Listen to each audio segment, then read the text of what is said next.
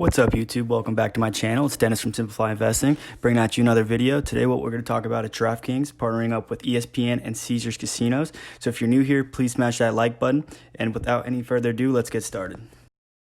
So for those of you who aren't aware, DraftKings have come out with multiple different partnerships with celebrities, one of which was Michael Jordan. If you don't know, Michael Jordan's actually a really big gambler, so this helped him tremendously. This right here is an article on Forbes about Michael Jordan gambling while he's playing the NBA, and also he still continued gambling while after retirement. People have stated that he has $100,000 bets on one golf hole, and that's just ridiculous. So and I think this was a great partnership between DraftKings and Michael Jordan, because Penn National, which is the competitor to DraftKings, has also come out and partnered up with Barstool, Dave Portnoy's Barstool, which is obviously a good competitor.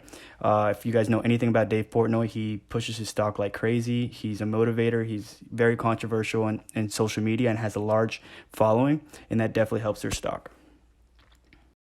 Another thing I wanted to talk about was the year-to-date run-up on DraftKings. As you can tell today, they had a 17.27% gain for just the day. They're up a little bit in the after hours, but I mean, you could tell in early March, they were all the way down to the $11 range, and they've just shot up. There's been a lot of debate because all their business revolves around sports and actually sports happening. If NFL, if the NBA and the MLB didn't actually happen, they would have suffered tremendously. So you could tell it's been a rough ride up, but it's definitely shot up. And you could see the same with the competitor of Penn National. Due to this partnership, DraftKings will become ESPN's official exclusive daily fantasy sports and co-exclusive sportsbook provider.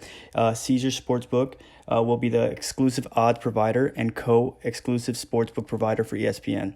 Our new agreements with Caesars and DraftKings collectively represent the next significant milestone for ESPN to diversify our exposure and deepen our commitment in the sports betting space, said Mike Morrison. So for those of you who don't understand, Caesars has a sports book. They have a lot of big gamblers that are scared of going back to casinos just because of COVID.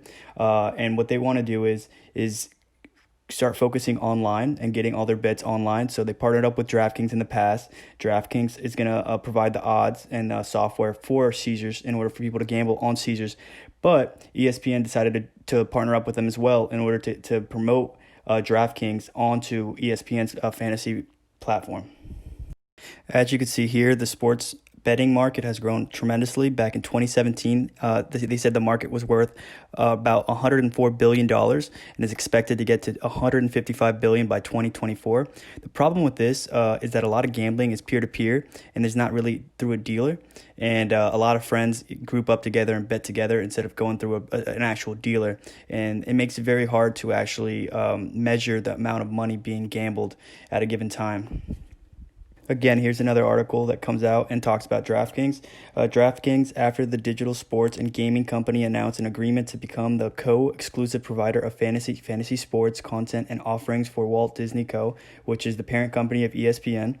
DraftKings will be able to integrate its products across ESPN's digital platforms and will provide dedicated segments for future ESPN studio shows, beginning with a daily fantasy sports promotion. So I think this is huge for DraftKings. I think that there's a lot of growth ahead of it. This market is definitely growing at a fast pace. There is the competition still in the factor, which is Penn National. But if you're still thinking about buying the stock, I think it's a good time. I think it's going to come down, have a little bit of a pullback. And one thing to really focus on this stock and all gambling stocks in general is that if sports continue to have issues with new outbreaks, specifically the MLB and the NFL, if they have more outbreaks, then it's going to be a really, really bad sign for the stock, because if there's no sports going on, it's going to be very difficult for them to make money. But again, if ESPN is promoting DraftKings through their website, I think it's great. I think a lot more people are going to want to gamble. They're going to feel more safe. A lot of these old school online gambling websites are very sketchy, very not professional. But now DraftKings and Penn National wanted to up the bar and give some good competition.